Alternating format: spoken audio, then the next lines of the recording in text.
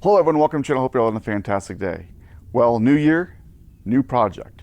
And what we started with, well, it's right here behind me. A 1978 Jeep Cherokee wide track. You heard me right. I said Jeep Cherokee, not Wagoneer, because, well, it's only got two doors. Now, real quick, let's talk about how I arrived at getting this as my new project. Now, don't worry, the KRX isn't gone. It's right behind the camera, and it's set up perfectly for what I want to do with it. I couldn't take it any farther on how it is. So now we got the Jeep. So I've been looking for a vehicle for probably 3, 4, 5 months for a new project. Something from the mid 70s to the early 90s that I could work on. I wanted something that was good body work, no rust, running and driving, and just needed work.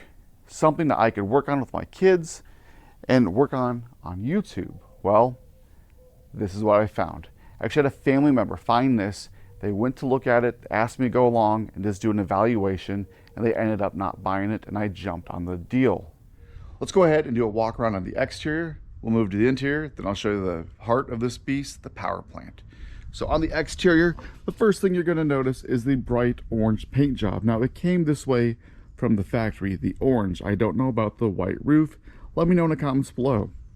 I know the previous owner had it repainted at some point because there was some rust down here in some of these fender flares, and he had all that fixed and then painted and then added some graphics to it. Looks like an early 90s, late 80s graphic. The previous owner also added some aftermarket wheels and tires. Now, tires look great, but they are 11 years old. I will not be driving on 11-year-old tires, so those will end up getting replaced. As we move up, we have all the nice little badges. We got the Super Chief badge there. We do have the pop-out windows for the rear passengers with my Go Fast stickers. I think each of these are like 20, 25 horsepower. I don't know. And then we got our nice little window right here that pops out, and manual windows up in the front. As we move around, everything looks really nice and good. Big shiny chrome bumpers. All the lights work on this. The windshield wiper, the windshield wiper sprayers, everything on this thing works. So come around, there's really no damage.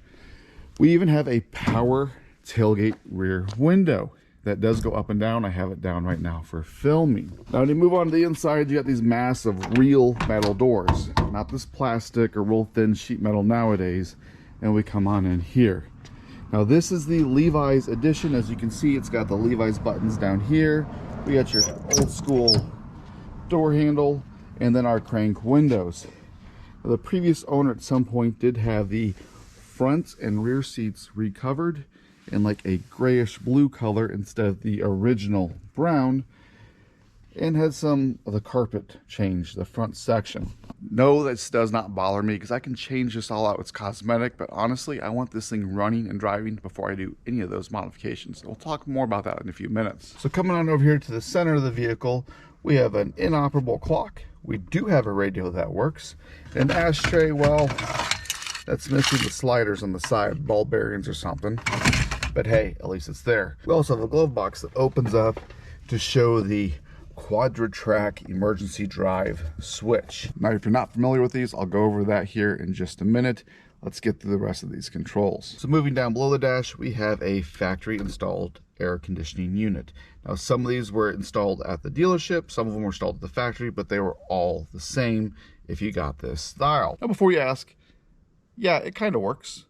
I mean, it doesn't blow cold. It needs to be converted from R12 to 134, and there's no refrigerant in the system, but the blower motor works, all the parts are there, so we'll fix that later. So moving on over here, we have your factory heater settings with your fan on 3 different speeds. That works on just 1 speed. We got the off, heat, or defrost, so the windshield or the floorboard, and then the flap for your heater core from hot air to ambient air temperature. You have your headlight switches right here that actually work, and your windshield wiper and pump. Now, these gauges work, these gauges work. These gauges have been disconnected by the previous owner because he put in his own gauge there and down there. We even have the OEM cigarette lighter. And heck, the horn even sounds kind of funny. Now moving over here to the back seat, there is ample room for this back seat, and it actually folds down and forward to give you about 5.5, 6 feet of space back there, almost like a pickup truck. You could probably even remove this and have a little bit more. And then we have the center console that folds up. Now honestly, it's just a Jeep interior, but everyone wants to know the power plant of this beast and what that little switch in the dash does. So let's talk about that. So now it's time to show you the power plant of this beast, and here it is. 1978 AMC 401 V8, the biggest V8 they made at the time, backed by a turbo 400 transmission back there and the Quadra-Trac transfer case. But if you look, everything in here looks fairly good. Yeah, there's some stuff I don't know what it goes to, like OEM connectors there. I got a vacuum line coming out from inside the dash there. But everything else for the most part is here. Might need a battery tie down, as this one just kind of moves around. But yeah, it's pretty good, right? I mean, I drove it home 10 miles. Can't be that bad. So let's talk about the Quadra-Trac transfer case that's in this Jeep. This is a BorgWarner 1339. So they made two variants of this. One had a low range, one was just high range. This one, the 1339, has a low range in it. The low range, I think, is 1 to 2.54 gear reduction. So that's what this one has in it. Now there are some options to upgrade or modify this transfer case. You can still get parts for them if you know where to look and rebuild it to stock. And the way it essentially works is you have an open differential in there, and its thing is all-wheel drive. So either in 4 high or 4 low. Now in the glove box there's a switch, and it goes green for normal driving and red for your emergency mode. When you switch it from green to red, it activates a vacuum on the transfer case and it locks the front and rear together. So essentially it gives you 4-wheel drive. 50% of the power goes to the rear, 50% of the power goes to the fronts. Now your differentials could still be open, limited slip, lockers, whatever you have in there, but it's going to split the power evenly between the front and rear axles. Now one of the modifications and upgrades you can do is by putting a mile marker 2 to 4-wheel drive conversion kit in this transfer case. And essentially what it does is it removes that open differential in the front, and it puts a spool in there, and it makes this a 2-wheel drive kit. By doing that, you're also going to add lockout hubs in the front so you can disconnect the front axles. And then when you need a true 4-wheel drive, you go into your glove box, you turn a little dial from green to red, it activates the transfer case, and now you have 4-wheel drive, high and low range. And by putting the mile marker kit in there, you can also go into a low range 2-wheel drive. So let's say you're moving trailers around, or you just need a little bit more low range, but you don't want 4-wheel drive. It's kind of a nice option.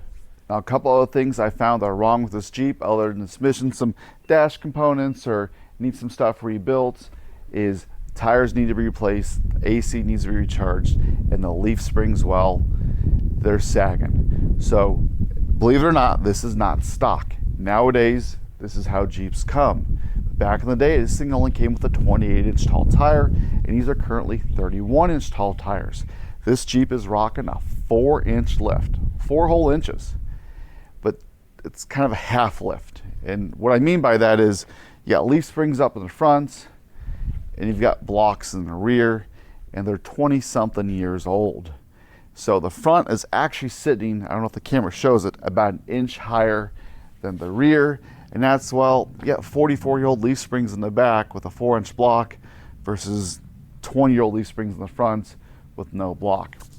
So I talked a little bit about the cooling system, touched on the air conditioning, needs a little suspension work. The steering's got some play in it. It actually feels pretty tight driving down the road, other than the steering box slop. Needs some doodads on the dash. But like I said, all the lights work, the dome light works, everything on this is really good. And you're not going to find a lot of old Scouts or Broncos in this condition for under $10,000. At least not around here, where it's going to be rust free, all the glass works, everything in it for the most part works or is there. So what is the goal and the plan with this Jeep on the channel? Well, We're going to make it a good, reliable driver. I'm not going to do some massive lift. Yes, I'm going to change the tires and the springs out, and you have to tune in to see what I put on it. But we're not doing some massive lift. I'm not doing anything over the top. But it's also not going to be a frame-off restoration. It's going to be a good quality driver that I can do some light four-wheeling in it. If I want to run to the grocery store, I know it's going to get me there and back. We're not going to overheat, and we're not going to break down if I have my way with it. So I hope you like the project. I think I did a pretty good job picking one out. Let me know in the comments below what you think and what you would like to see with this. Maybe I'll change directions a little bit, maybe I won't. I don't know. I don't actually know where I'm going with it. Other than right now, I just want to sort some issues so I can drive it. So don't forget to like, share, subscribe. Until next time.